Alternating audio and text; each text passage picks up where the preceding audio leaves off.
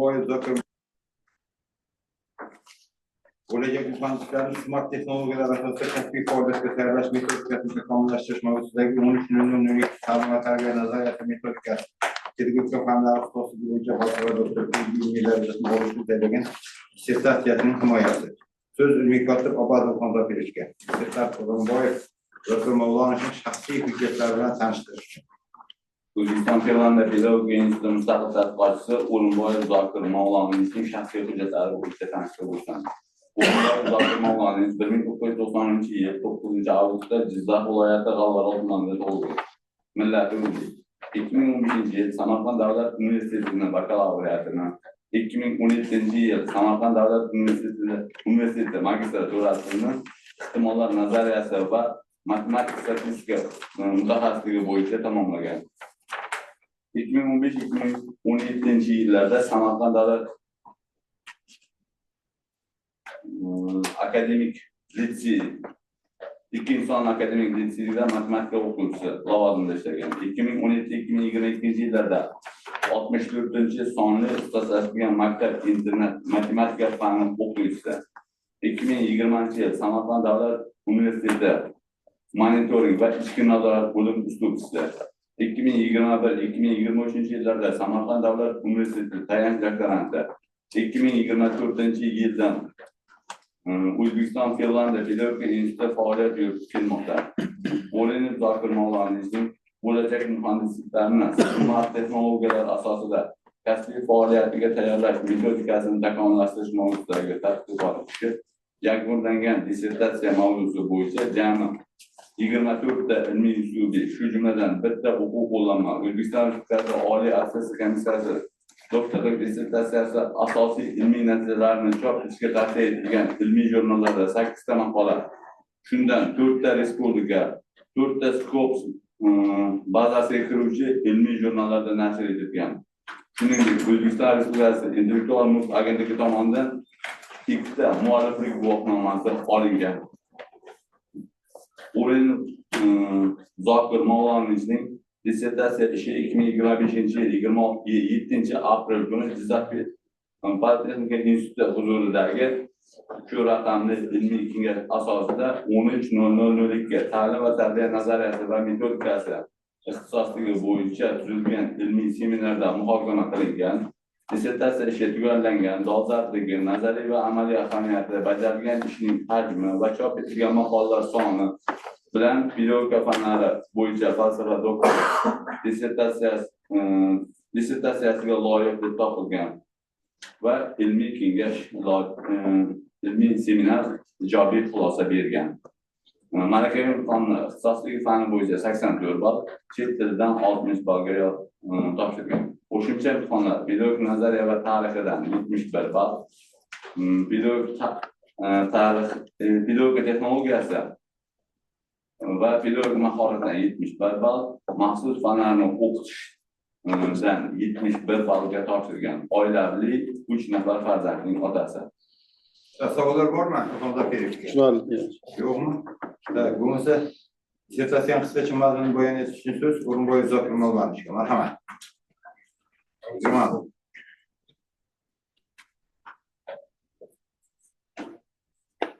Assalomu alaykum, hurmatli ilmiy kengash raisi, a'zolari va qatnashuvchilari. Bo'lajak muhandislarni smart texnologiyalar asosida kasbiy faoliyatga tayyorlash metodikasini takomillashtirish mavzusidagi ilmiy tadqiqot ishining qisqacha mazmuni bilan tanishtirmoqchiman. Dissertatsiya mavzusining dolzarbligi va zarurati jahonda rivojlangan mamlakatlar ta'lim tizimida, jumladan AQSh, Janubiy Koreya, Yaponiya, Fransiya, Rossiyalarda ta'lim tizimini axborotlashtirish, ta'lim tarbiya jarayoniga multimediali didaktik vositalarni joriy etish asosiy ustuvor yo'nalishlardan hisoblanadi. Respublikamiz oliy ta'lim muassasalarida texnik tizimlarda axborot texnologiyalar fani o'qitish tizimini takomillashtirish bo'yicha bir qancha pedagogik tadqiqotlar mavjud. Ammo texnik tizimlarda axborot texnologiyalar fanidan texnika oliy ta'lim muassasalari uchun smart texnologiyalarni yaratishning asosiy kompetentlarni to'liq qamrab oladigan tizimli tadqiqotga ehtiyoj mavjud. Shu ma'noda respublikamiz oliy ta'lim muassasalari uchun smart texnologiyalarni yaratishning mazmunni takomillashtirishni, mavjud o'qitish metodikasi hamda texnologiyalarni qayta ko'rib chiqishni taqozo etadi. Tadqiqot ishi quyidagi farmon va qarorlar ijrosini ta'minlashga muayyan darajada xizmat qiladi. Tadqiqotimiz davomida quyidagi olimlarning ishlarini o'rganib chiqdik. Muammoning o'rganilganlik darajasi bo'yicha Smart ta'lim konsepsiyasi bo'yicha respublikamizda Abduqodirov, Husanov, Pardayev va boshqalar MTX mamlakatlardan Aldinova, Melchenkova, Nestorova, xorijiy olimlarimizdan esa Kurdus va Kleva va boshqa qator olimlar ish olib borilgan. Shu tahlillar asosida biz o'z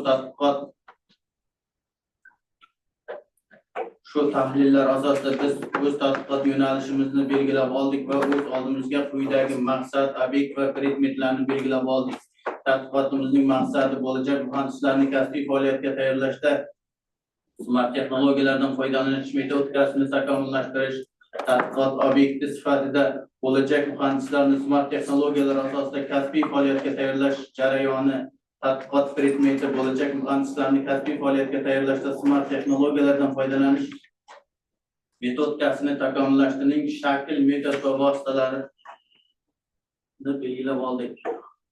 Qo'yilgan maqsadga ko'ra quyidagi birinchi vazifani belgiladik. Smart texnologiyalar asosida muhandislik ta'limiga mos dasturlar ishlab chiqish hamda virtual loyihalash imkoniyatlariga ustuvorlik berish orqali bo'lajak muhandislarni kasbiy faoliyatga tayyorlashning didaktik ta'minotini aniqlashtirish. Qo'yilgan vazifamizda qo'yilgan vazifa asnosida tadqiqotda bo'lajak muhandislarni bugungi axborotlashgan jamiyatda raqobatbardosh kadrlar qilib tayyorlashda texnik tizimlarda axborot texnologiyalar fanining ahamiyati va hozirgacha o'z yechimini kutayotgan bir qator muammolarni hal etish yo'llari asoslandi. Respublikamiz texnika oliy ta'lim muassasalarida texnik tizimlarda axborot texnologiyalar fanni o'qitishning bugungi holatini o'rganish maqsadida energetika muhandisligi hamda elektr muhandisligi bakalavriat ta'lim yo'nalishi, malaka talabi, o'quv rejasi, fan dasturi va uning mazmuni tahlil qilindi. Shu nuqtai nazardan biz tadqiqot ishimizda smart texnologiyalarga quyidagicha ishchi ta'rif berdik. Smart texnologiya bu bo'lajak muhandislarning kasbiy tayyorlash jarayonida ta'lim maqsadini aniq, o'lchanadigan, erishiladigan, dolzarb va vaqtga bog'langan tarzda belgilash va monitoring qilishga asoslangan didaktik texnologik yondashuv bo'lib, u o'quv natijasining samaradorligini oshirishga xizmat qiladi.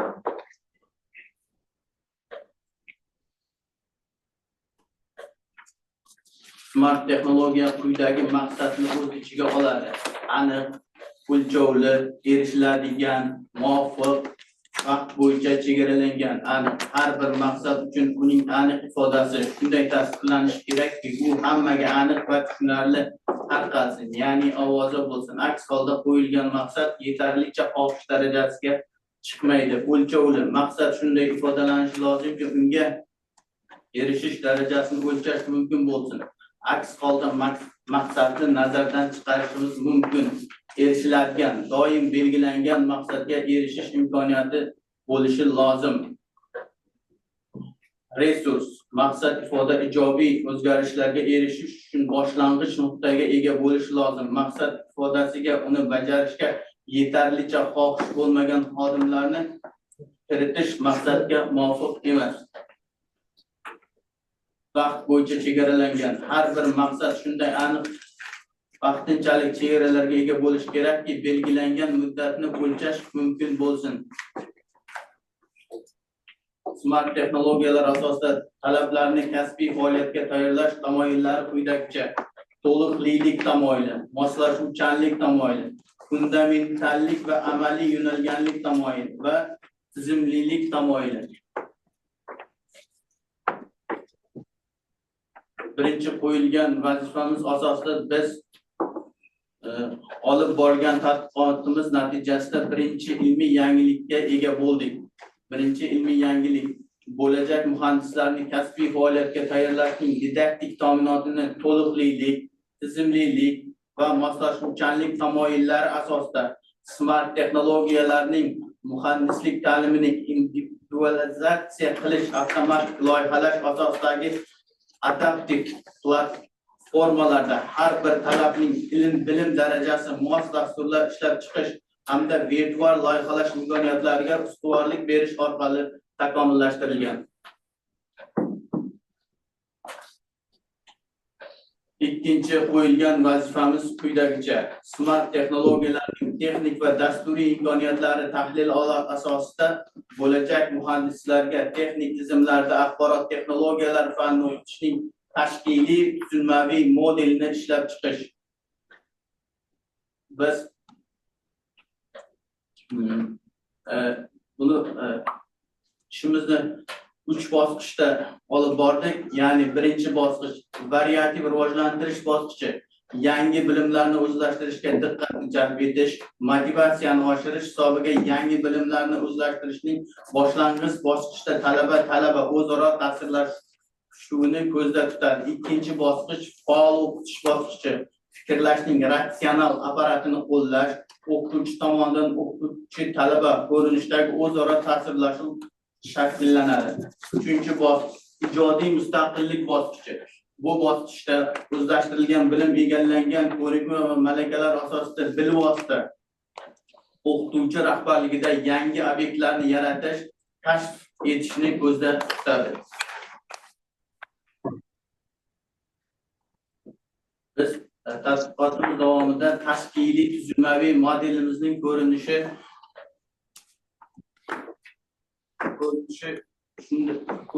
shundan iborat. Ya'ni mazmunli blok, maqsadli blok, mazmunli blok, jarayonli blok va baholash blokidan iborat. Maqsadli blok birinchi ijtimoiy buyurtma, maqsad, mazmunli blok pedagog shart-sharoitlar, yondashuvlar, tamoyillar va vazifalardan iborat. Jarayonli blok biz asosiy modelimizda eng katta o'zgarish, ya'ni metodika qilgan joyimiz jarayonli blokda yangi metodlar, vositalar va smart texnologiyalardan foydalandik. Baholash blogida baholash mezonlari, motivatsion, kreativ va faoliyatli mezonlardan foydalanib, baholash darajalari past, o'rta va yuqori baholanadi. Natijada texnik tizimlarda axborot texnologiyalar fanini mukammal o'zlashtirgan bo'lajak muhandis yetishib chiqadi.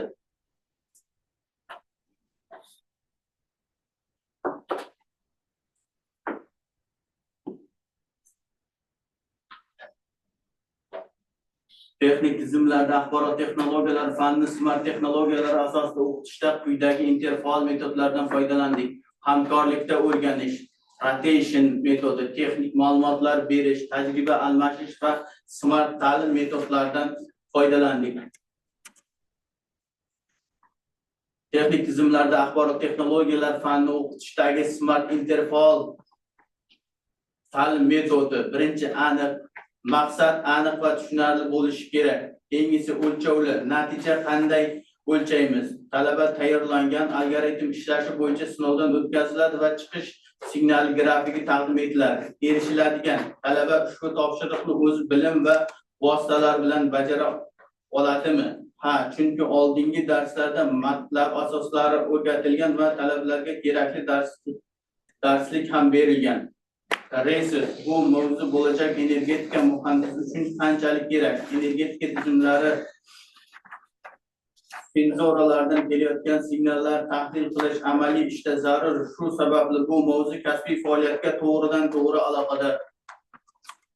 Vaqt bo'yicha chegaralangan. Qachongacha bajarish kerak? Talaba topshiriqni bir hafta ichida tayyorlab, laboratoriya mashg'ulotlarini himoya qilishi kerak.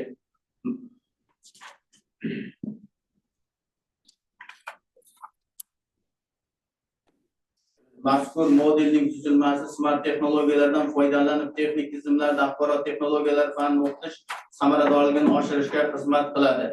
Ikkinchi ilmiy yangiligimiz bo'lajak muhandislarning kasbiy faoliyatga tayyorlashning tashkiliy tuzilmaviy modelini komponentlari mazmuniga texnik tizimlarda axborot texnologiyalar fanini o'qitishning talaba, o'qituvchi talaba, ijodiy mustaqillik bosqichlari hamda smart texnologiyalarning texnik va dasturiy vositalarni singdirish orqali ishlab chiqilgan.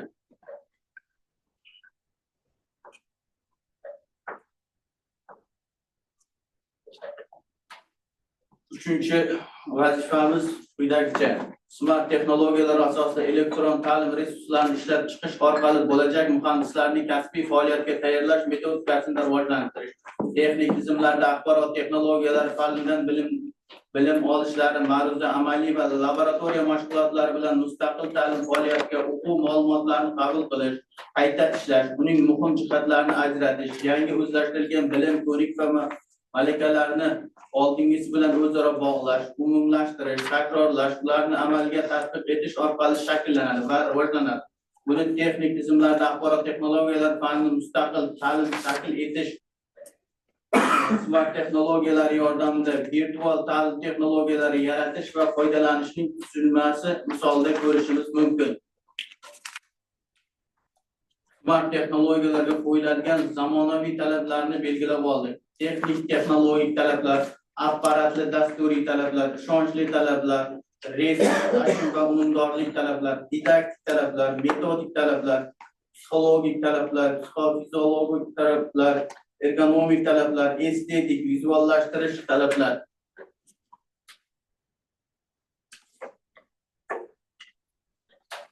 Smart texnologiyalar asosida elektron platforma yaratish bosqichlari. G'oyalar jamlanmasini shakllantirish, smart texnologiyalar asosida elektron platforma yaratish modelini ishlab chiqish, texnik tizimlarda axborot texnologiyalari fanidan mavzularni belgilash, smart texnologiyaga qo'yiladigan talablarni belgilash, elektron platforma yaratishda qaysi dasturlardan foydalanish, elektron platforma bilan integratsiyalashgan dasturiy ta'minotning tarkibiy tuzilmasi,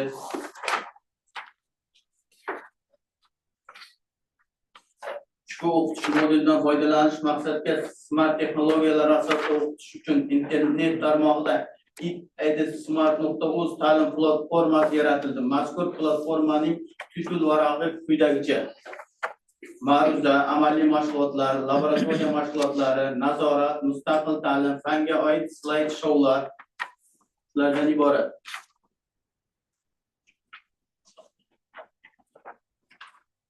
Slaydimizni umumiy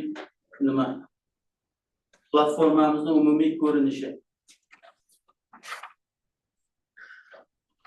Uchinchi ilmiy yangiligimiz smart texnologiyalarning moslashuvchanlik, tezkorlik va virtuallashtirish kabi didaktik imkoniyatlarga ustuvorlik berish asosida bulutli saqlovchilarda joylashtirilgan va tarqatiladigan elektron ta'lim resurslari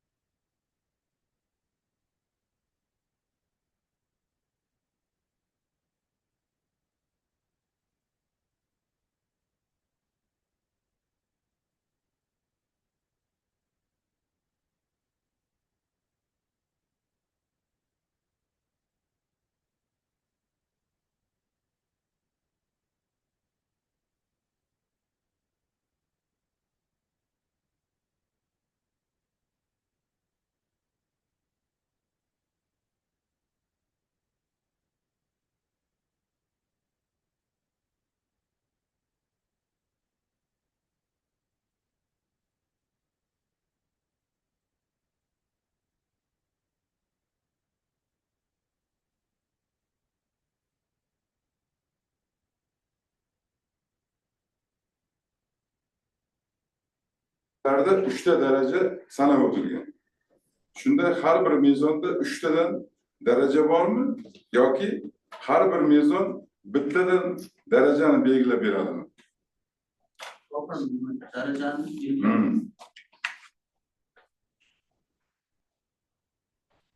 Yozib oldingizmi? 3-savolim. O'sha dissertatsiyangiz bilan avtoreferat bilan tanishish jarayonida tadqiqot ishingizda smart texnologiyalar asosida bo'lajak muhandislarning kasbiy faoliyatiga tayyorlash bugungi kun zamonaviy ta'lim tizimining muhim qismi sifatida ko'rsatib o'tilganda, shunda ushbu jarayonda qanday asosiy aspektlarni o'z ichiga oladi dissertatsiyangiz? Agar o'sha aspektlarni o'z ichiga oladigan bo'lsa, nimalardan iborat? Shuni sanab o'tsangiz. Javob uchun oldindan katta rahmat. Rahmat ustoz.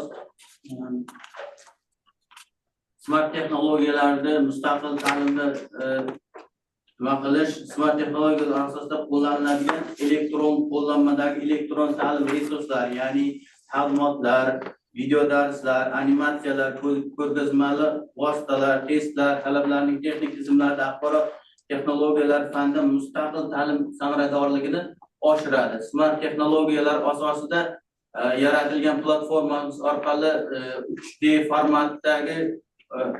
formatda ko'rishi mumkin. Keyin virtual laboratoriyalar yaratilgan, o'shalar bilan tanishib chiqish mumkin.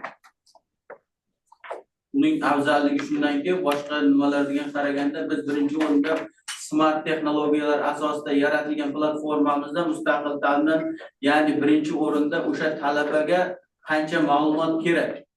Birinchi maqsadimiz shu, ya'ni o'sha platformaga ma'lumotning o'lchamini belgilab olganmiz. Chunki unga ko'proq ma'lumot bersak, talaba o'zi qanday sharoitda ma'lumotni to'play oladi, shunga e'tibor bergan. Ikkinchi savolingizga baholash mezonlari bu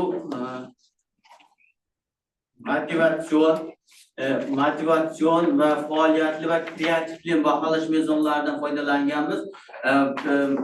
Motivatsion baholash mezonini bu 3 ta daraja bilan baholaymiz. Ya'ni o'sha ma'ruzalarda qanday qatnashyapti, bolaning o'rta, yuqori, past, faoliyatli, ya'ni amaliylarda qanday qatnashyapti, o'rta, yuqori, past deb belgilaymiz va kreativligi, ya'ni uning izlanuvchanligini belgilab olamiz. Yuqori, o'rta, past.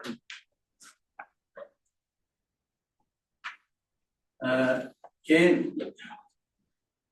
o'sha 3-chi savolingizga siz tasdiqlashingiz mumkin. Birinchi, innovatsion o'quv dasturlarini smart texnologiyalarni o'z ichiga oladigan o'quv dasturiga ehtiyojimiz mavjud. Keyin interaktiv ta'lim metodlariga ehtiyojimiz mavjud. Keyin amaliy tajriba, smart texnologiyalar orqali talabalarda real muhandislik muammolarini hal qilish imkoniyatiga ega bo'lish kerak. Pedagogik texnologiyalar, o'qituvchilar uchun smart texnologiyalarni qo'llash bo'yicha treninglar, seminarlar tashkil etish maqsadga muvofiq bo'ladi. Marhamat, yana kimlar savollar? Rotasevich, Alimov. Assalomu alaykum, yana bir bor. Zokir Molonovich, sizni ma'ruzangizdan hamda avtoreferatingiz bilan tanishib chiqqanimizda quyidagicha savollar tug'ildi. Birinchi savol, tadqiqot ishingizda axborot texnologiyalari fanda o'qitish modelini kiritgansizda. Bu model o'zingiz tomonidan ishlab chiqildimi yoki takomillashtirildimi? Agar takomillashtirgan bo'lsangiz, qaysi jihatlarni takomillashtirdingiz? Birinchi savol. Ikkinchi, uchinchi yangiligingizda bulutli texnologiyalar iborasini ishlatgansiz. Bu sizning modelingizda ham turibdi. Bulutli texnologiyalar haqida qisman ma'lumot bersangiz, bu qanaqa texnologiya?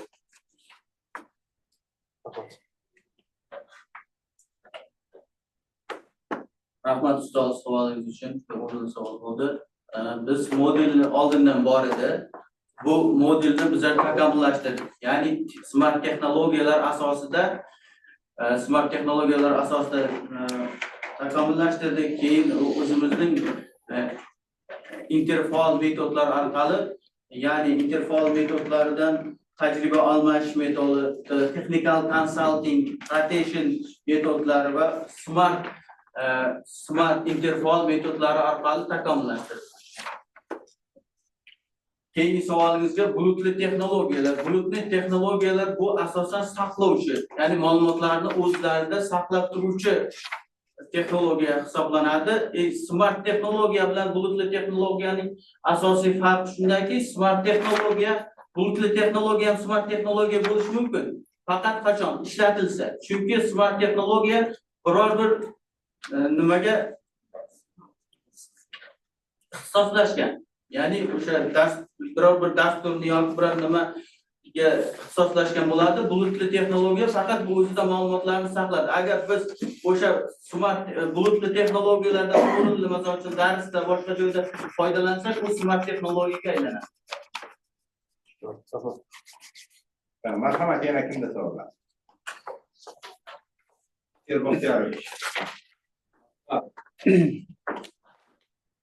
Assalomu alaykum. Juda mazmunli himoya jarayoni ketyapti.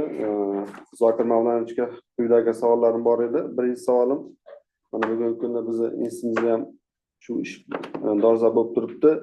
Mana shu texnik tizimli axborot texnik fani bugungi kundagi shu faningizni jahonning yetakchi 300 saga kirgan oliy ta'lim muassasalari misoli tahlil qildingizmi? Ya'ni ularda ham shu fan qanday o'qitilar ekan, shu bo'yicha ma'lumot bera olasizmi? Birinchi savolim. 300 talikka kiruvchi oliy ta'lim muassasalari tahlili amalga oshirish shu faningizni o'qitish bo'yicha. Ikkinchi savolim, demak, bo'lajak muhandislarni smart texnologiyalar asosida kasbiy faoliyat tayyorlashda necha bosqichdan amalga oshirdingiz?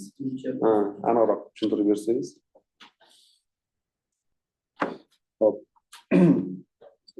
Oxirgi savolim, bugungi kunda smart texnologiyalardan tashqari ta'lim jarayonida media texnologiyalari, multimedia texnologiyalari, mobil texnologiyalari kabi texnologiyalardan foydalanyapmiz. Siz aniq keltirib o'ting, bu smart texnologiyani men aytib o'tgan texnologiyalardan farqi nimada? Savollarim shunday bor. Rahmat ustoz, savol berishing. Biz 300 talikka kirgan oliy ta'lim muassasalarini o'quv dasturlari bilan olish juda qiyin ekan. Iloji boricha tahlil qildik. Tahlil qilganimizda ularda interaktiv o'quv muhitlari, boshqacha oliy ta'lim muassasalari talabalari uchun interaktiv o'quv muhitini yaratish maqsadida ularda virtual sinflar, onlayn platformalar yaratilgan, keng kurslar va modullar yaratilgan, onlayn va aralash ta'limga juda katta smart texnologiyalar asosida o'qitishga e'tibor berilgan. Bizlardan asosiy farqi shundaki, ular smart texnologiyalardan bizlarga qaraganda chuqurroq o'rganib foydalanadi. Keyin tadqiqotimizni biz 3 ta bosqichda o'tkazdik. Ya'ni birinchi bosqichimiz variantli bosqich. Variantli bosqichda talaba bilan birgalikda o'zaro ta'sirlashuvni ko'zda tutadi. Ikkinchi bosqich faol bosqich, ya'ni talaba o'qituvchi bosqichi va ijodiy mustaqil. Uchinchi bosqichimiz esa ijodiy mustaqillik bosqichi. O'zlashtirilgan bilim egallangan ko'rik va malakalar asosida bilvosita o'quvchilar rahbarning boshchiligida yangi obyektlarni yaratish, kashf etishni ko'zda tutadi. Multimediali boyagi siz aytgan texnologiyalardan smart texnologiyalarning asosiy farqi shundaki, smart texnologiyalar nima deydi? Aqlli texnologiyalar. Smart texnologiyalar o'zida ma'lumotlarni saqlash mumkin, ma'lumotlarni uzatish mumkin va o'zi mustaqil boshqara oladi. Misol uchun inson u sal multimedial vositalarga ko'raganda rivojlangan. o'zi nima deydi, o'sha avtomatik ravishda boshqariladi. Aytgan texnologiyalarni qamrovi kattami, smart texnologiyani qamrovi kattami? Smart texnologiyani kengroq. Chunki o'sha multimediali u vositalarni mukammallashgan. Chunki o'zi boyagi nima deydi, inson omili qatnashmagan taqdirda ham o'zini misol uchun kiritib qo'ysangiz bajarib ketaveradi. Tushunarli. Ha, yetarli. Marhamat. Chatdan savol bor ekan. Matali domla chatdan yozdi. O'qing, kattagina o'qing. Smart texnologiyaga o'zini va tafsilroq ma'lumot bersangiz, smart texnologiya asosida talab bilim baholashi qanday zamonaviy metodlardan foydalandingiz? Baholash mezonlari haqida gapirdingiz. So'zlab bersangiz. Ko'ryapti sizga? Matali. Yozganingizda 3 ta savol.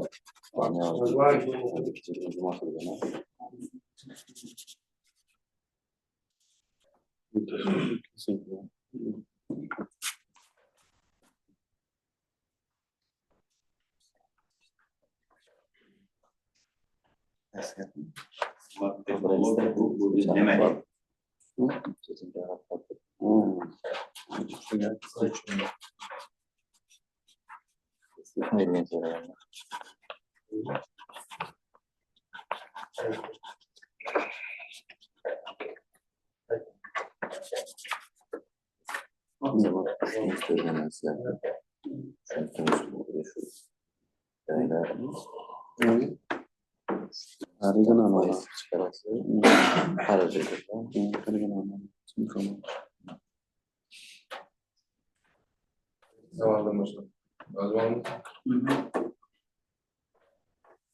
Biz tadqiqot doirasida 3 ta mezondan foydalandik. Motivatsion mezon biz talabalarni fanga bo'lgan qiziqishini va ularning fan nuqtai nazaridan berilgan topshiriqlarni bajarishi motivatsion mezon. Keyingisi faoliyatli mezon, bu talabalarning amaliyotda qanday qatnashishi.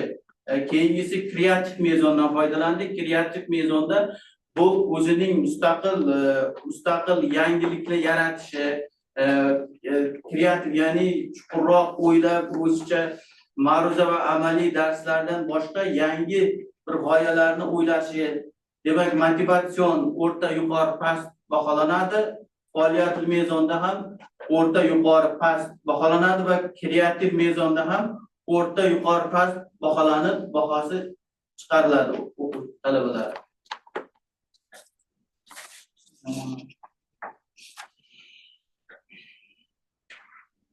Smart texnologiya o'zi nima? Smart texnologiya bu aqlli texnologiya degani, ya'ni odatda ma'lumotlarni yig'ishi, tahlil qilishi va avtomatik ravishda boshqarilishi bu smart texnologiyalar deyiladi.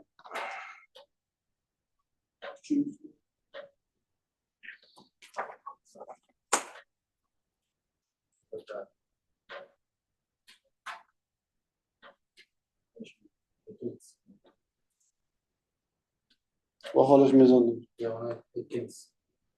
Biz zamonaviy metodlardan, ya'ni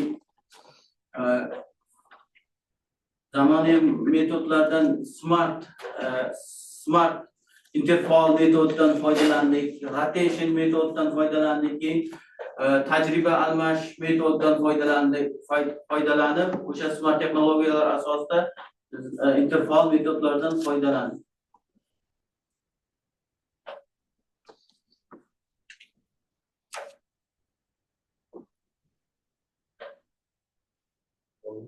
Bo'ldi? Marhamat, yana savol. Mumkinmi? Qancha 2-3. Sulaymon. Hurmatli rais, hurmatli kengash a'zolari, menda besh savol bor edi. O'rinboyev Zokirga. Mana bu smart texnologiyasi chet davlatlar buni yo'nalishlarga ko'p yaxshi rivojlangan, chet davlatda. Xo'p, chet davlatdagi smart texnologiyasi siz taklif qilayotgan yo'nalishda, texnik yo'nalish bo'yicha farqi nimadan iborat? Yangiligi farqi. Birinchi savol. Ha, shu texnik yo'nalishda. Ikkinchi savolim, mana siz buni smart texnologiyasini bo'lajak muhandislik yo'nalishida siz taklif qilyapsiz hozir mana usulda, to'g'rimi? Boshqa yo'nalishda ham buni qo'llasa bo'ladimi? Nima uchun aynan siz muhandislik yo'nalishida bu smart texnologiyasini taklif qilyapsiz? Nega boshqalarni misol tariqasida keltirmagansiz?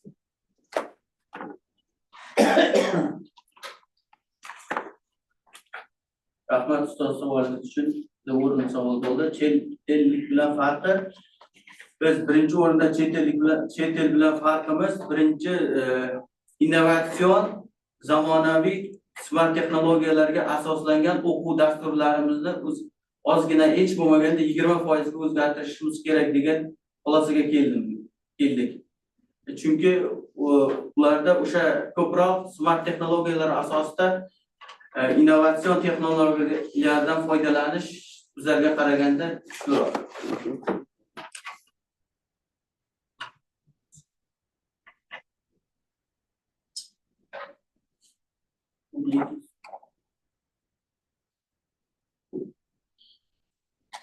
Ikkinchi savolmi? İkinci savolni takrorlayman. Ikkinchi savolim, qo'llasa bo'ladimi? siz faqat texnik yo'nalishda qo'lyapsiz-da, uni taklif qilyapsiz. Boshqa yo'nalishlarimiz bor-da endi bizda. Boshqa nima uchun shuni olgansiz? Aynan. Sinovni texnika yo'nalishini energetika yo'nalishida bo'ldik. Albatta barcha sohalarga, pedagogika sohasida ham, boshqa yo'nalish sohalarida ham smart texnologiyalardan foydalansa yuqori natijalarga erishadi. deb hisoblayman. Yana savollar bormi? Marhamat. Fazlullo To'qullovich. Smart texnologiyalarni qilyapmiz. Biz endi malaka oshirishga borganlarimiz ko'pini qilamiz. Texnologiyalar qayerda, qachon, kim tomonidan yaratilganligini asosida beriladi. Shu smart texnologiya qaysi sohada yoki birinchi joriy qilingan ma'lumot Smart texnologiyani birinchi bo'lib 1950-yilda Peter Drucker tomonidan ingliz iqtisodchi olim tomonidan keltirilgan smart texnologiyalar. O'sha smart texnologiyalar o'zi ikki xil ma'noni bildiradi. U ham misolcha smart qisqartirma, aniqlik, vaqt chegaralanganligi, resurs bilan boyitilganligi, o'sha hamma o'sha shartlarni bajarsa, muhitni, ya'ni o'sha sohani smartlashtiradi. Ya'ni Peter Drucker tomonidan ishlab chiqqan birinchi bu iqtisodchi olim. Chunki o'sha nimani smartlashtirish, aqllashtirish. Yana savollar. Qarang, 8-slayd bilan 14-slayd. Ochingda.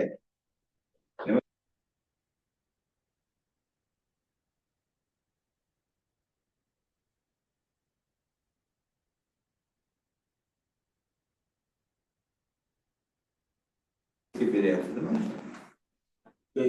Mana endi ko'rinadigan bo'lsa shunday ekan. O tepadagi so'z qolib ketdi. Tepada hammasi domla bu birinchi ilmiy yangilikgacha qilayotgan ishlarimizda. Bu yangilik emas. Yo'q, yangilik emas. Yangilik. Birinchi ilmiy yangilikgacha 14-slaydda yana takrorlayapsiz o'sha so'zlarni, o'sha jumlalarni yana takrorlayapsiz.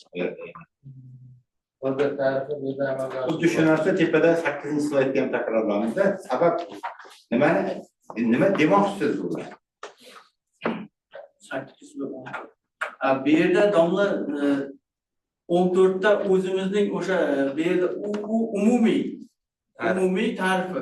Bu o'zimizni nimaga o'sha texnika yo'nalishiga moslashtirilgan xizmatdir. Nima? Texnik tizimlarda axborot texnologiyalari fani o'qitishda buning to'g'rimi? Ha. Birinchi 8-ingiz umumiy ta'riflarni beryapsiz. Umumiy ta'rif. O'sha umumiy ta'rif bo'yicha o'zimizni metodimizni ishlab chiqqanmiz, mukammallashtirganmiz, texnika yo'nalishiga nima qilganmiz, yo'naltirgan. 8dagi slaydni takomillashtiryapsizmi 14da? Ha, moslashtiryapmiz. Moslashtiryapmiz. O'zimizni nimaga texnika yo'nalishlarida, texnik tizimlarda axborot texnologiyalari fanini o'tishga moslashtiryapmiz. Bu umumiy 8da. Keyin mana yuqorida adabiyotlar tahlilida olimlarni beryapsiz-da. Mana shu olimlardan kim, masalan, mayli siz bitta yo'nalishda fanni beryapsiz, kimlarni ayta olasiz, masalan, mana bu fanda, masalan, smart texnologiyani qo'llash bo'yicha ilmiy tadqiqotga olgan, mana bu olim, mana bu fanda smart texnologiyalar bo'yicha ilmiy tadqiqot olgan degan narsani ayta olasizmi? Bularda kim shug'ullangan mana shu yerda smart texnologiya? Abduqodirov yozib o'tgan smart ta'lim mohiyati jihatdan yangi ta'lim muhitidir degan. Ya'ni smart ta'lim yangi ta'limni nima yangi soha deb aytib o'tgan. Abduqodirovning nimalari bor, ilmiy ishlarida aytib o'tilgan. Keyin ustozim Husan Mehriddin bulutli texnologiyalar bo'yicha shug'ullangan. Bu yerda keyin Lutfullayev domla virtual laboratoriyalar bo'yicha shug'ullangan. Domlalar ishlaydi.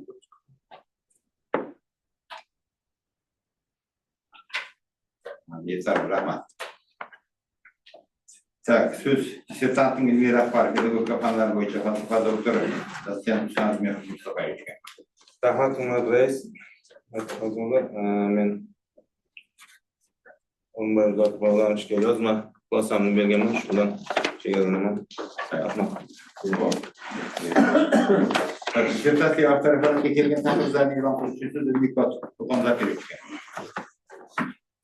Tashkilot sifatida belgilangan Qarshi davlat universiteti pedagogika fakulteti qoshidagi modernizatsiyalash ta'lim texnologiyalari kengaytirilgan ilmiy seminar yig'ilishining 26-sonli yig'ilishida 2025-yil 13-iyundagi muhokama etilgan ilmiy seminar raisi pedagogika fanlari doktori professor Shodiyev seminar bayonnomasi Qarshi davlat universiteti rektori Nabiyev tomonidan tasdiqlangan ijobiy xulosa berilgan va quyidagi kamchilik va tavsiyalar berilgan.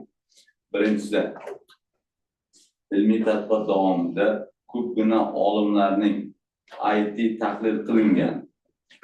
Bu tahlillarni kengroq yoritib berilsa maqsadga muvofiq bo'lar edi. Keyingi dissertatsiya ishida birinchi va ikkinchi boblari bo'yicha pedagog olimlar tadqiqotlar tahlilini qiyosiy jadval ko'rinishida taqdim qilsa, ishning ilmiy va amaliy ahamiyati yanada oshgan bo'lar edi. Keyingi adabiyotlar ro'yxatida ba'zi eski adabiyotlarni yangi avlod adabiyotlari bilan o'zgartirish kiritish kerak deb hisoblayman. Ammo bu kamchiliklar ishning mazmuni va mohiyati, ilmiy va amaliy qiymatiga salbiy ta'sir etmaydi deb ilmiy kengashda himoya qilishga tavsiya bergan. Avtoritetga kelgan tahdidlar. Birinchisi, Южный Qozog'iston universiteti Eminoy Muxtaravizov kandidat texnik nauк Kamolov tomonidan berilgan tadqiq ijobiy kamchilik ko'rsatilmagan. The University of Hong Kong professori Nozin Vadil tomonidan berilgan tadqiq ijobiy kamchilik ko'rsatilmagan.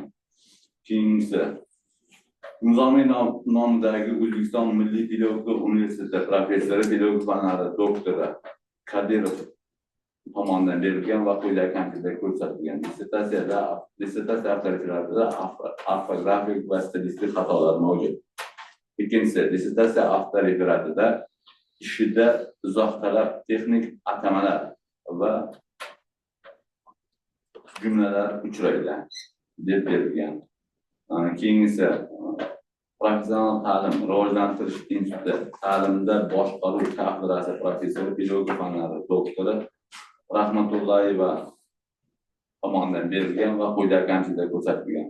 Dissertatsiya avtoritetatiga ba'zi juz'iy kamchilik bo'lib, dissertatsiya umumiy mazmuniga ta'sir ko'rsatmaydi. Qisqartirilgan qisqartmalarga izoh berilsa yaxshi bo'lardi deb yozilgan. Xo'p, keyingi tahdidimiz Niyoziy nomidagi NDPI informatika o'qitish metodikasi kafedrasi dotsenti Alimberganova tomonidan berilgan tadqiq ijobiy kamchilik ko'rsatilmagan. Toshkent irrigatsiya va qishloq xo'jaligi mexanizatsiyalash muhandislari instituti Milliy universiteti professori pedagogika fanlari doktori Ismoilova tomonidan berilgan tadqiq ijobiy kamchilik ko'rsatilmagan. Andijon davlat texnika instituti mashinasozlik texnologiyasi kafedrasi dotsenti pedagogika fanlari bo'yicha falsafa doktori Ahmedov tomonidan berilgan taqriz ijobiy kamchilik ko'rsatilmagan. Buxoro davlat universiteti fizika, matematika va axborot texnologiya fakulteti dekani pedagogika fanlari doktori professor Jo'rayev tomonidan berilgan taqriz ijobiy kamchilik ko'rsatilmagan. Marhamat, ko'rsatilgan kamchiliklar takliflarga javob berish uchun so'z o'rinbosari Zokir Mavlonovich. Tuzash tashkilotini aytgan barcha nimalarni kamchiliklarni qabul qilamiz, kelgusi ishlarimizda ko'rib chiqamiz. Avtoreferatlarga kelgan taqrizlarda Nizomiy nomidagi O'zbekiston Milliy pedagogika universiteti professor pedagogika fanlari doktori Qadirovni bergan nimasida qabul qildim va uni filologlar bilan ko'rib chiqib, xato kamchiliklarni tuzatdik. Professional ta'lim rivojlantirish instituti ta'limda boshqaruv kafedrasi professor pedagogika fanlari doktori Rahmatullayevaning bergan taqrizlarni qabul qildim. Yanagi ishlarimizda inobatga olamiz.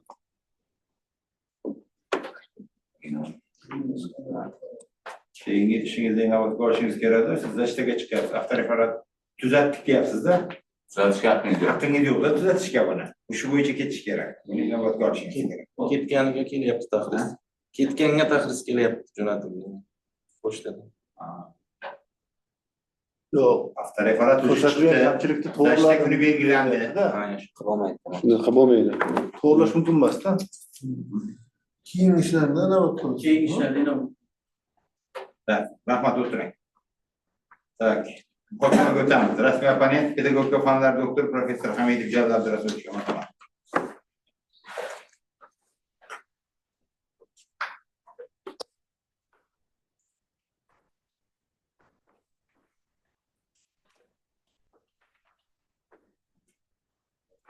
Assalomu alaykum, kengash a'zolari, mehmonlar. Men o'zimning ekspertlik ijobiy ta'rifini berganman. Agar ruxsat bersangiz, asosiy joylariga to'xtalib o'tsak. Marhamat.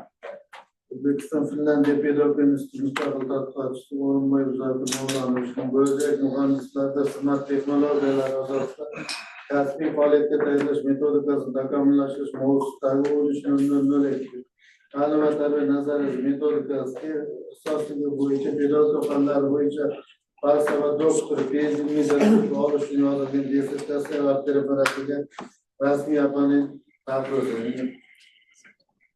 Jahon ta'lim sohasida o'qitishning zamonaviy didaktik vositalarini keng joriy etish orqali bo'lajak muhandislar zamonaviy texnik va texnologik bilimlarni rivojlantirish va kengaytirish alohida e'tibor qaratilmoqda. Masalan, bir nechta rivojlangan davlatlar qatoridan texnika texnologiyalar rivojlanishi shu kunning eng asosiy vazifalaridan biri bo'lib hisoblanadi. Xorijiy mamlakatlarda ta'lim naqli orasida virtual ta'lim texnologiya, elektron resurslar, multimediadan elektron o'quv majmualari o'quv jarayoniga keng foydalanmoqda. Binobarin smart texnologiyalar ta'lim jarayonida foydalangan holda malakali va zamonaviy mutaxassislar tayyorlash, shu jumladan muhandis kadrlarni tayyorlashda muhim o'rin tutadi.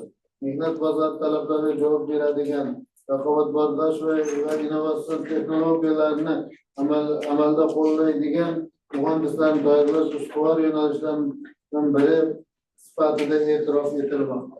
Shu nuqtai nazardan muhandislik fanlarini o'qitish jarayoniga smart texnologiyalarni samarali qo'llash orqali bo'lajak muhandislarning kasbiy, hisob-grafik, texnologik loyihalash, ijodiy konstruktorlik va shaxsiy o'z-o'zini boshqarish va rivojlantirish kompetensiyalarni shakllantirish imkoniyatlari, vizuallik va amaliy yo'nalganlikni kengaytirish dolzarb ahamiyat kasb etmoqda. Tadqiqot ishi kirish, 3 bob, umumiy xulosa va tavsiyalar foydalangan adabiyotlar ro'yxati qanday ilovalardan iborat bo'lib, umumiy hajmi 151 sahifani tashkil etadi.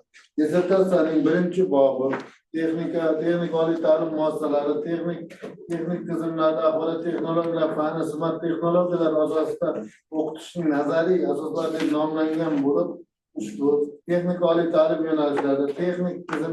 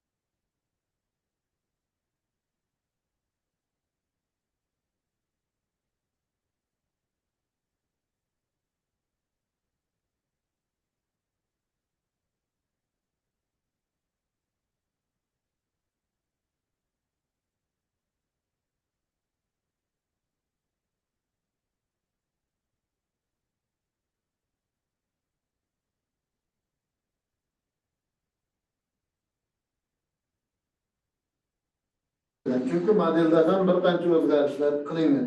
Dissertatsiyaning 91-106 betlarida texnik tizimlarda axborot texnologiya fanini o'qitishda smart texnologiyalar imkoniyatlari va undan foydalanish metodikasi yoritib berildi. Bobning quyidagi ijobiy jihatlarini ta'kidlash mumkin deb hisoblayman. Birinchi ijobiy jihati bobda oliy ta'lim muassasalarida texnika asosidagi talabalarning smart texnologiyalar asosida texnik tizimlarda axborot texnologiyalari fanini o'qitish samarasini oshirish modeli ishlab chiqilganligi va uning maqsad, mazmun, texnologik baholash va natija kompyuter asosida tizimli ravishda tahlil qilinganligi, muallif ushbu modelda umumdidaktik tamoyillar va metodologik yondashuvlar asoslab raqamli ta'lim muhitida tinglovchilar talabalarning kompetentligini rivojlantirishga yo'naltirilganligi, bu model nafaqat ta'lim jarayonini optimallashtirishga xizmat qilishi, balki talabalarning zamonaviy raqamli vositalardan foydalanishga tayyorgarligi, bu esa ularning kasbiy kompetensiyasini oshirganligi ham asoslab berildi. Yana shu bobning ikkinchi ijobiy jihati shundan iboratki, bobda bo'lajak muhandislarning smart texnologiyasi asosida rivojlantirish texnologiyasining tashkiliy funksiyalar imkoniyatlari tizimli ravishda ko'rib chiqilganligini ta'kidlash lozim deb bilaman. Chunki tashkiliy tuzilma modeli ham ketma-ketlikda ochib berilgan. Yana bitta shu bobning yana bitta jihatini aytib o'tishni maqsad qilib qo'ydim. Bobda mustaqil o'quv faoliyatini rivojlantirish metodikasining keng qamrovli va tizimli ishlab chiqilganligi, muallif passiv faol va interfaol metodlarni tahlil qilish, interfaol metodlarning ustunligi asoslanganligi, individual loyihalash, ilmiy tadqiqot ishlari va forumlarda ishtirok etish kabi faoliyat turlari orqali talabalarning ijodiy va kasbiy ko'nikmalarini rivojlantirish metodikalari keng ochib berilgan va shu yerda har bitta bobda loyihalash metodi, rasm metodi, tajriba almashish metodi, texnik masalalar yechish metodi keng asoslab berilgan va juda ko'p metodikalar ilmiy asoslab qo'llanilgan. Xuddi shunday dissertatsiyaning texnika oliy ta'lim muassasalari texnik tizimlarda axborot texnologiyalar fanini smart texnologiya asosida o'qitish metodikasining samaradorlik darajasi deb nomlangan 3-bobda smart texnologiyalar asosida texnika oliy ta'lim muassasalarida texnik tizimlarda axborot texnologiyalar fanini o'qitish samaradorligini oshirish metodikasi joriy etish bilan bog'liqlik talqinlari va natijalari keltirib o'tilgan va tajriba sinov samaradorligi ilmiy asosdan hikmalar darajasida isbotlab berilgan. Dissertatsiya ishi mustaqil bajarilgan texnik oliy ta'lim muassasalari talabalarining kompyuter modellashtirish kompetensiyasini yanada takomillashtirishga muhim tadqiqot ishlaridan biri hisoblanishi bilan birga unda quyidagi ayrim kamchiliklar borligini ta'kidlab o'tish lozim deb hisoblayman. Birinchi, dissertatsiya ishi vaqti referat matnida imloviy va uslubiy xatoliklar hamda ba'zi bir uzoq talab texnik atamalar jumlalar uchraydi. Chunki texnik atamalar bo'lganligi uchun ularning qisqacha mazmuni ishning ilova qismida keltirilsa, ishning amaliy qiymati yana oshgan bo'ladi. Ikkinchidan, tadqiqot ishining birinchi bobi bir paragrafda xorijiy MDH va mamlakatimiz olimlarining muhandislik faoliyatiga qaratilgan ishlari tahliliy jadvali keltirilganda ishning amaliy qiymati yana oshgan. Tahlili berildi, lekin tahliliy jadvali keltirilganda yillar hisobida juda ham maqsadga muvofiq bo'ladi. Uchinchi kamchilik sifatida dissertatsiya ishining 1-2 paragrafi, ya'ni dissertatsiyaning 34-36 sahifalarida smart texnologiyalarda yordamida foydalana oladigan elektron resurslarni tashkil etuvchilari mazmunini kengroq yoritib berilganda ishning amaliy qiymati yana oshgan bo'ladi. Berilgan, lekin mazmuni qisqa bo'lib qolgan. To'rtinchi kamchilik sifatida dissertatsiyaning 2-bobida smart texnologiyalarini ta'limda foydalanganlarini tanlab olish mezonlari ishlab chiqilib jadval shaklida keltirilganda ishning amaliy qiymati yana oshgan bo'ladi. Beshinchidan, shu dissertatsiyada so'nggi 15-20 yildan oldingi adabiyotlar bor. Agar bu adabiyotlarni hozirgi zamonaviy adabiyotlar bilan boyitilganda ishning ilmiy qiymati bundan ham yuqoriroq bo'ladi. oltinchisida dissertatsiya ayrim sahifalarda bir-biri bilan mantiqiy bog'lanmagan jumlalar ham uchrab turadi. U jumlalardan ham to'ldirib yuborish kerak, chunki uzilmay qolgan. Ushbu ko'rsatkichning kamchilik dissertatsiya ishining ilmiy amaliy qiymatini tushirmaydi. Aksincha, bartaraf etilganda tadqiqot ishining ilmiy qiymati yana oshgan bo'lar edi.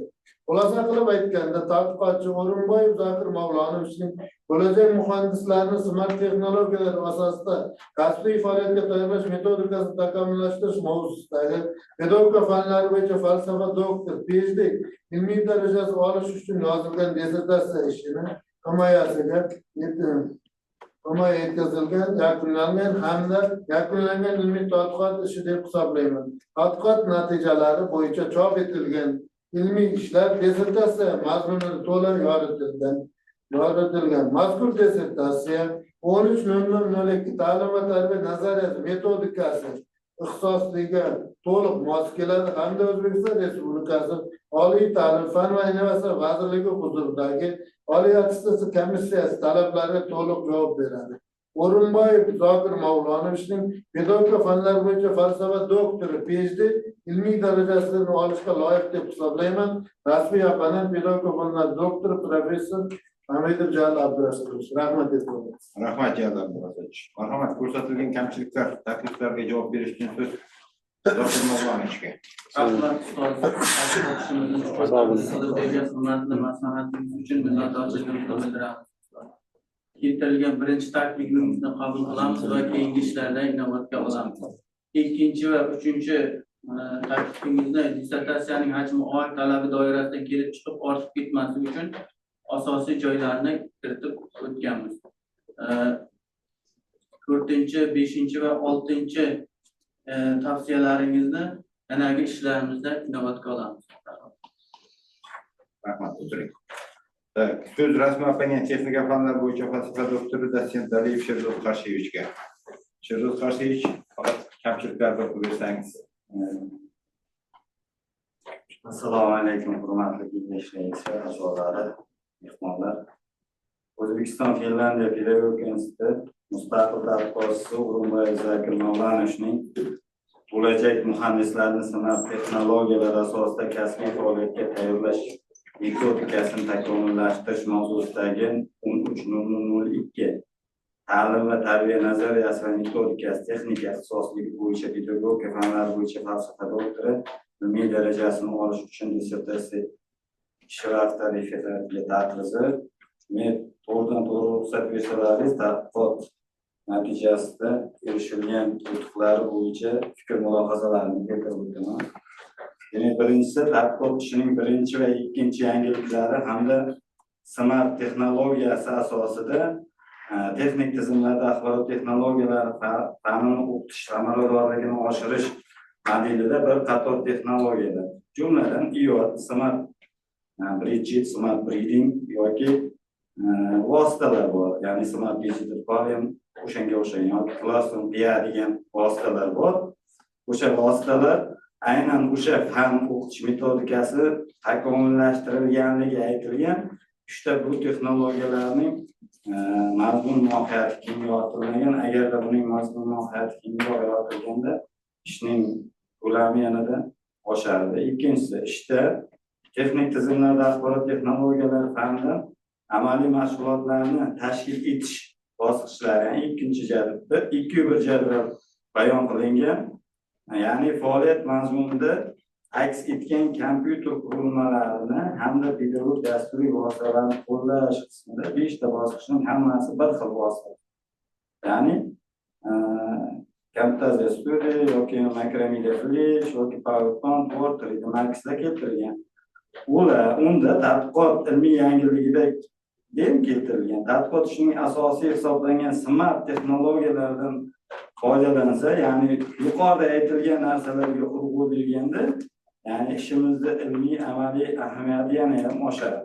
Uchinchisi, dissertatsiya xulosa qismida bir-birini to'ldiruvchi, takrorlovchi xulosalar. Takrorlanib qolgan. Ularni qayta tahlil qilish, tadqiqot natijalarini mazmunla izohlasa maqsadga muvofiq bo'lardi. To'rtinchisi, dissertatsiya ishi va avtoreferatida yuqorida aytildi, bu yerdan keltirdi. Ammo kamchiliklari mavjud. Ya'ni texnik atamalar qisqartmalar bor. O'shalarni kengroq yoritsa, ish yanada oshadi.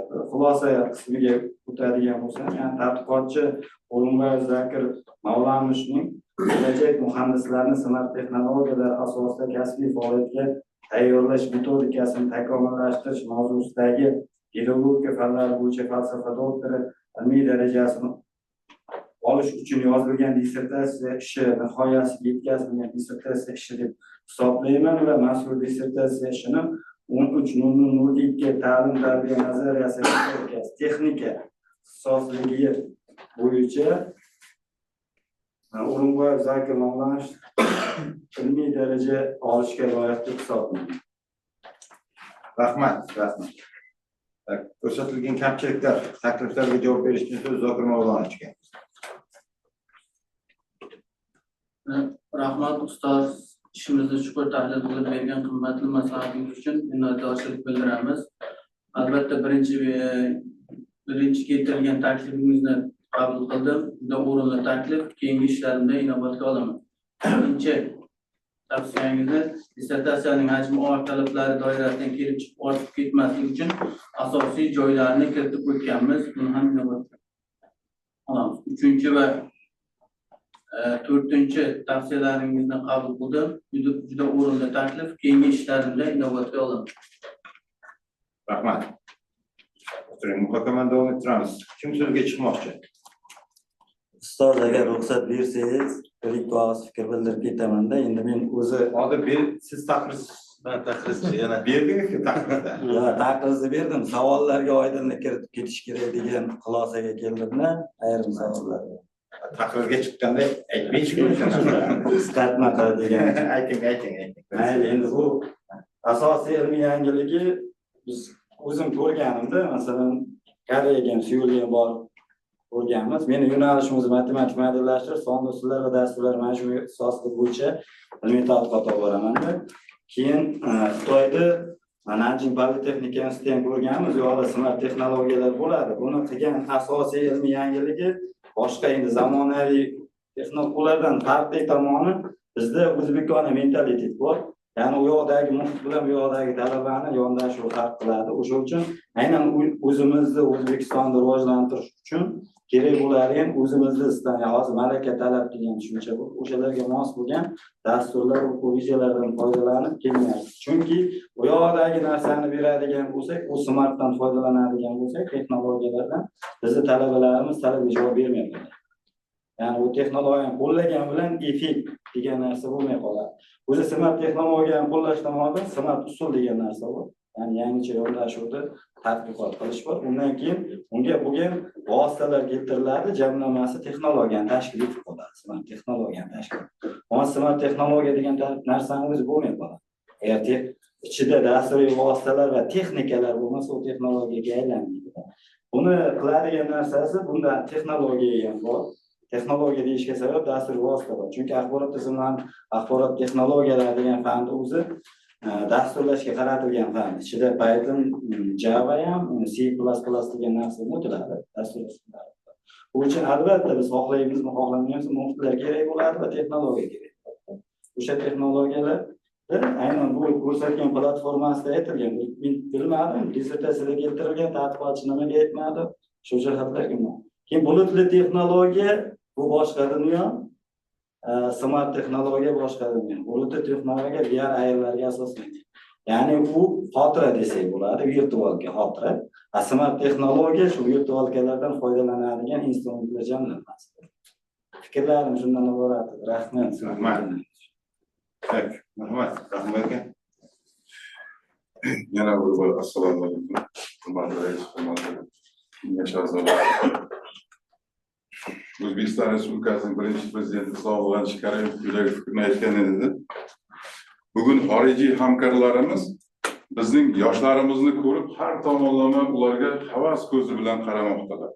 Qani endi bu yoshlarni boshqa mamlakatlarda ham uchratsak, ular bilan ishlasak deb tom ma'noda O'zbekiston yoshlarining salohiyatiga, bilimiga yuksak baho bermoqdalar degan edi.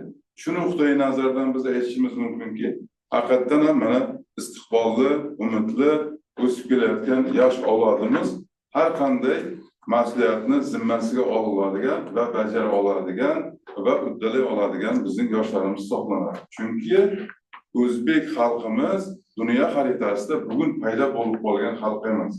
Yuksak madaniyat, buyuk tarixga ega, ulug' qadriyatlarga ega bo'lgan xalq hisoblanamiz. Ya'ni demoqchi bo'lganim, mana shu kengashda kecha ham aytgan edik, haqiqatan ham juda katta tajribaga, malakaga, bilimga ega bo'lgan ustozlar bu yerda to'plangan. Tom ma'noda bu Politexnika institutida amalga oshirilayotgan maktab desak bo'ladi. Chunki xalqimizda shunday iboralar borki, maktab ko'rgan, maktab yaratgan deydi. Haqiqatan ham respublikamizda o'zga ko'ringan bitta istiqbolli, umidli maktablardan bittasi bugun Politexnika institutida amalga oshirilayotgan maktab hisoblanadi. Shuning uchun demoqchi bo'lganim, bizning yoshlarimiz qodir demoqchiman-da, qilolmaydi, qilolmaydi degan narsaga biz yiroqdamiz. Tadqiqotchi O'rinboyev Zokir Mavlonovich bo'lajak muhandislarni smart texnologiyalar asosida kasbiy faoliyatga tayyorlash metodikasini takomillashtirish degan juda bir zamonaviy, bugungi kundagi talablarga javob bera oladigan, labbay deb to'liq asoslaydigan bu mavzu tanlangan. Asosiy mavzusiga e'tibor berib qaraydigan bo'lsak, kasbiy faoliyatga tayyorlash metodikasi.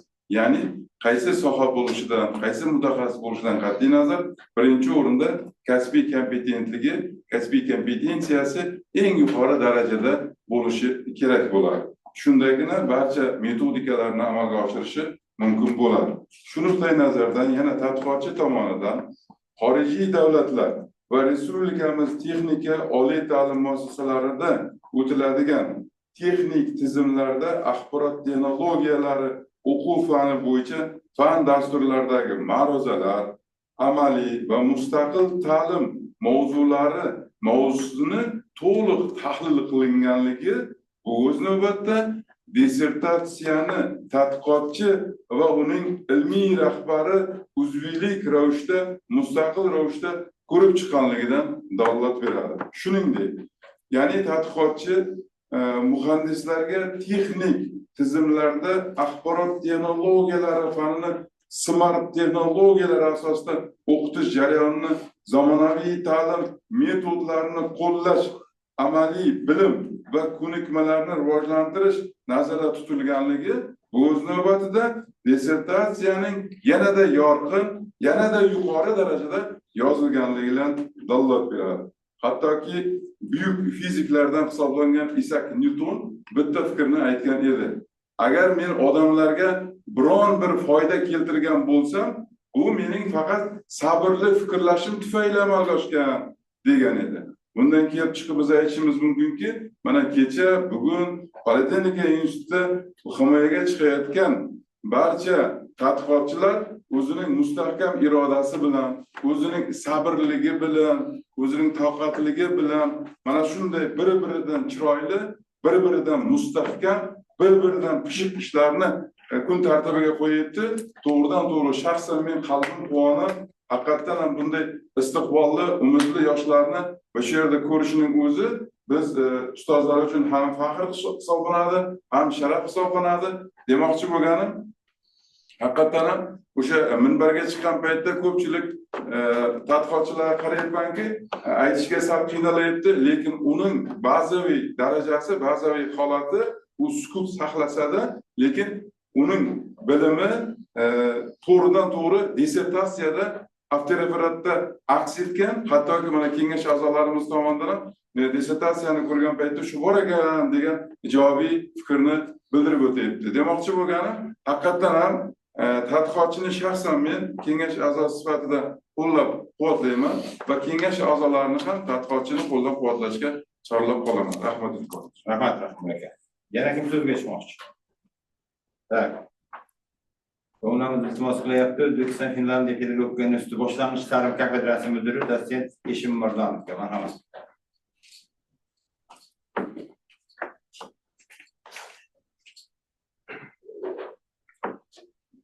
Assalomu alaykum, hurmatli kengash raisi hamda kengash a'zolari. Biz mana hozir sizlarning huzurlaringizda shogirdimiz O'rinbosar Zokir Mavlonovning ilmiy tadqiqot sohasida ishlarini hozir batafsil eshitdik. Hammalarimiz qo'llab-quvvatlayapsizlar. Men bu haqda bir fikr bildirmoqchi emasman. Faqat Zokir Mavlonovning haqida o'zi haqida fikrlarimni bildirmoqchiman. Zokir Mavlonov Samarqand davlat universiteti mexanika matematika fakultetiga birinchi kursga o'qishga kirgan davrdan boshlab bilaman. O'sha davrda Samarqand davlat universiteti mexanika matematika fakultetida men lavozimda ishlardim. Shunda bizning fakultetda maxsus guruhlar tashkil qilinadi ustozlar. Shu qabul qilingan talabalarning ichidan ham yana saralarini ajratib olinadi. Masalan 100 ta agar talaba qabul qilingan bo'lsa, shundan 15 tadan oshmasdi. 12-15 ta oralig'ida eng iqtidorli talabalar tanlab olinadi. Ana shunday talabalardan bittasi mana Zokir Mavlonov hisoblanadi. Shundan beri qancha vaqtlardan beri e'tibor beramiz. Zokir Mavlonov demak mexanika matematika fakultetini a'lo darajada bitirdi. Undan so'ng magistraturani bitirdi va doktoranturani ham doktoranturani bitirib keldi. 2023-2024 yilda doktoranturani bitirgandan keyin kadrga ishga olganman. Hozir bizning demak shu boshlang'ich ta'lim kadrasida assistent lavozimida ishlayapti. Mana shu assistent lavozimida ishlayotgan talabamiz, shogirdimiz buni ko'ryapsizki, mana olimlikning birinchi qadamini yo'lga qo'yyapti. Shuning uchun Zokir Mavlonov sizga birinchi o'rinda sog'lik salomatlik tilayman. Bu ishlarni to'xtatmasdan bundan keyin boyagi o'zbeklardan maqol bor. Temirda qizg'ida bos deb. Nasib bo'lsa diplomlarni olgandan keyin doktor saytisdan davom ettirish, doktorantura kirishga sizga muvaffaqiyat tilayman. Ikkinchidan endi yana o'tiring. Ikkinchi yana bir domla mana yuqoridagi ajoyib gaplarni gapirdiki, shogirdlar qancha kamolga yetaversa, ustoz shuncha faxrlanib ketaverar ekan. Men bu yerga kelib faxrlangan joyim, hurmatli rais, mana sizni hozir institutda texnika fanlari kadrasi mudiri, fizika, matematika fanlari falsafa doktori bo'yicha demak Dasin Butayev Ruslan shogirdiman, xuddi shunday shogirdlardan biri hisoblanadi. Kelib juda xursand bo'ldim. Yana bir xursand bo'lgan tomonim, Jizzax davlat pedagogika universitetida matematika o'qish metodik kadrasida Dasin vazifasini bajaryapti. Fizika, matematika falsafa doktori bo'yicha demak Hojiyev Sobir ham shunda qatnashayotgan edi. Xursand bo'ldim. Demak men nima demoqchiman? Ustozlarning shogirdlari qancha kamolga yetaversa, ustozga shuncha kuch-qudrat bag'ishlar ekan. Hozir mana kadramizda 12 ta matematik ishlaydi ular.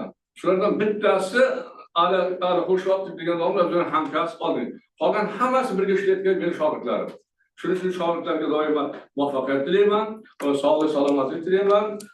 Endi Zokir Mavlonovni bugungi ilmiy tadqiqot ishi yuzasidan bergan ilmiy tadqiqot bo'yicha demak dissertatsiyasining hisobotini sizlardan qo'llab-quvvatlashlaringizni so'rayman. Sog' salomat bo'linglar, e'tiborlaringiz uchun. Rahmat, domla, salomat bo'ling. Yana bor so'zga chiqinglar. Kim so'zga chiqmoqchi edi? Sovet a'zolarida. Xo'p. Haqiqatan ham bugun har ikkala tadqiqotchi ham bir-biridan juda ko'p tomonlar bilan farq qiladigan va jozibadorligi. Birinchi ahadlarni ham ko'rdik, chiroyli yaxshi javob berdi. Bu yerda Zokir Mavlonovda ham fundamental bilim bazasi, shu aniq fanlarning bazasi yaxshi ekanligi, berilgan savollarga javobni ham o'z aksini topib turibdi. Bu o'rinda yana işte ba'zi jihatlarda mana ochib bilmagan jihatga to'xtalib o'tadigan bo'lsak, tadqiqotchining ikkinchi bobi avtoreferaturida chiroyli yoritilgan ekan. Bu yerda metodika bilan birgalikda smart texnologiyalarning shu axborot tizimlaridagi fanlarga qo'llash bo'yicha aniq bir tuzilmasi ishlab chiqilgan bo'lib, bu tuzilma ham bizning pedagogik sohada bir yangiliklardan biri hisoblanadi. Bundan tashqari tadqiqotchi tomonidan chop etilgan publikatsiyalar bilan tanishib chiqdim. Bu publikatsiyalarda ham aksariyati demak oliy assos komissiyasi tomonidan e'tirof etilgan jurnallarda hamda xorij jurnallarda ham 4 dan ortiq maqola chiqarganligi ishning ilmiy salohiyati qanchalik yuqori ekanini belgilab turibdi. Shularni inobatga olib, men ham tadqiqotchi Zokir Mavlonovni qo'llab-quvvatlayman hamda sovet a'zolaridan qo'llab-quvvatlashni so'rab qolaman. Rahmat. Yeterli. Muhokama tugadi. Oxirgi so'z Sertan O'rinboyev Zokirmovlanishiga marhamat. Rahmat sizlarga. Eng avvalambor ustozlar sizlarga kattakon rahmat. Seminar raisi, seminar a'zolariga rahmat aytaman. Ustozlarimga rahmat aytaman. Ota-onamga, oila a'zolarimga, meni qo'llab-quvvatlagan barchaga minnatdorchiligimni bildiraman. Rahmat, salomat bo'ling. Tak. Hurmatli kengash a'zolari, birinchi xabar bo'lgan komissiyani yana ishlatsak. Boshqa taklif yo'qmi? Rustam aka, qo'lga ta'sir berishlarini so'rayman. Qarshilar, betaraflar yo'q.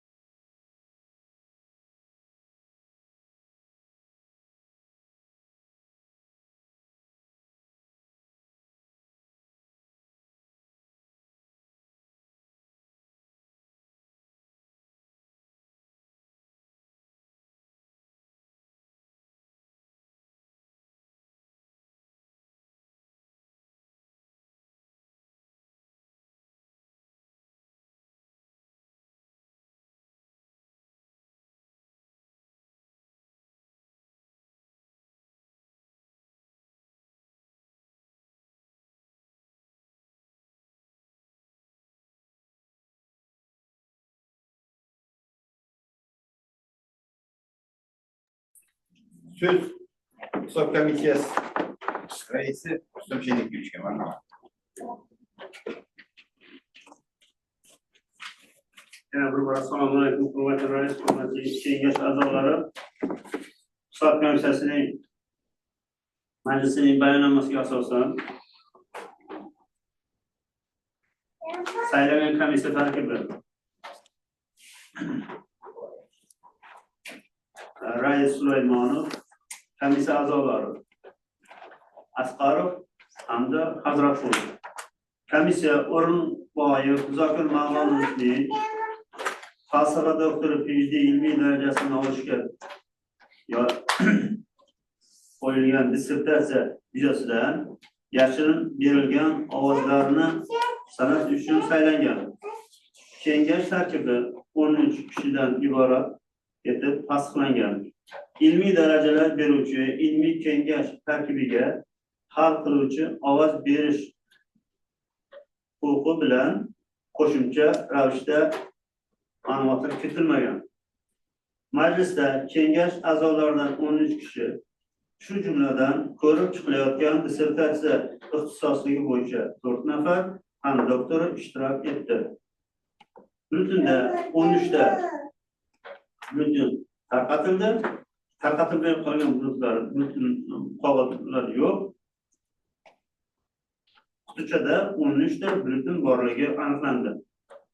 Ovoz berish natijalari: O'rinboyev Zokir Ma'munovichga falsafa doktori PhD ilmiy darajasini berish bo'yicha quyidagicha ovoz berildi.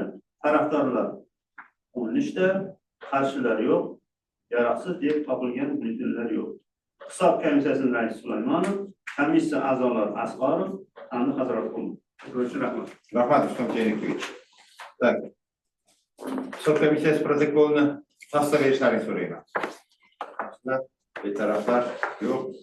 Tak. Taraflar O'rinboyev Zokir Ma'munovich dissertatsiya ishini muvaffaqiyatli himoya qilgani bilan tabriklayman. Sog' bo'ling, salomat bo'ling. Tak. Kengash a'zolari kengash xulosasi loyihasi tarqatilgan ko'p chiqdilaringda. Asos qilib olsak bo'ladimi? Bo'ladi. Ko'plar tasdiq etishlarini so'rayman. Shunday taraflar yo'q. Kengashimizni yo'q deb e'lon qilaman. Tashakkur ederim.